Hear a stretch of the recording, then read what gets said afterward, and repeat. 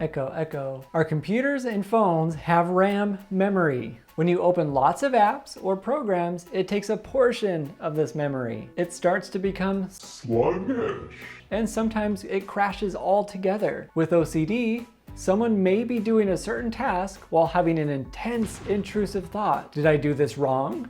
Am I a bad person? What if someone found out who I really am? This leaves fewer memory for them to complete tasks that they were going to do or were already on their list. They may get fidgety, look spaced out, and simply just aren't concentrating in the meeting or when they're doing homework. Wait, doesn't that sound like ADHD? Do I have ADHD? Do I have OCD? Do I have both? How can I tell? I have a lot of thoughts. I mean, like a lot of thoughts. Sometimes random, sometimes scary. I have a hard time paying attention in school. Most of the time I don't finish my tasks. My emotions tend to go up and go down. ADHD, or attention deficit hyperactivity disorder, are different than OCD in terms of brain activity and the way that it presents itself. It may affect how people outwardly relate to their environment. Most think of ADHD as someone who just shows inattention or lacks impulse control. They may even do risky behaviors. OCD, on the other hand, responds to the environment differently. This is with frequent obsessive or compulsive thoughts and behaviors. Those with OCD tend to avoid risky or potentially harmful situations. They are overly concerned with their consequences of their actions and tend to not act impulsively. So we've got to look at the brain. Evidence has suggested that there is abnormal brain activity in the same neural circuit. The interesting part is that ADHD shows opposite patterns of brain activity to OCD. These happen in the frontal lobe section of the brain. This part of the brain is responsible for many important things, such as movement of our body,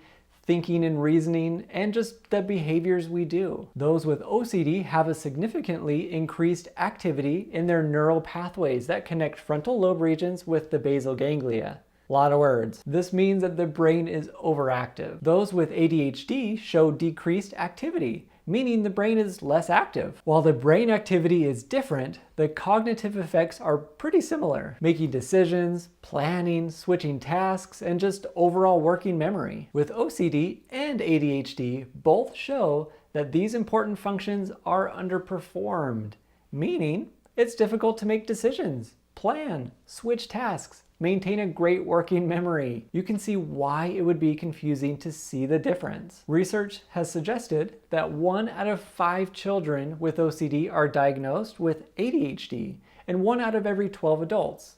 So then what happens to the children who grow up to be adults? Does their ADHD disappear? Well, yes and no. It disappears in the way that some actually didn't have it to begin with. It was diagnosed because of its similarities to OCD, thus finding out in adulthood that OCD was the only correct diagnosis. For others, as their brain developed, the activity associated with ADHD dissipates and changes to fit patterns of OCD. Some researchers even say that having both at the same time is like highly unlikely. But it all depends on who you talk to. In a small study in 2019, those diagnosed with both conditions were treated only for OCD. They found that as their OCD symptoms went down, so did their inattention, hyperactivity, and impulsivity. Interesting. But here's the deal. It's not my job to claim that it is impossible to have both. But here's a good test. Do the treatment for OCD. As symptoms start to decrease, reevaluate how you feel. If symptoms marked as ADHD reduce as well, you might just have OCD. If they continue, you might have this dual diagnosis. So what do you think? Do you think it's possible to have both? What has been your experience? I created a whole separate video on ADHD and anxiety to help you understand, do I really have just anxiety or do I have ADHD? Go watch that right now. Thank you so much for watching, and I will see you next time.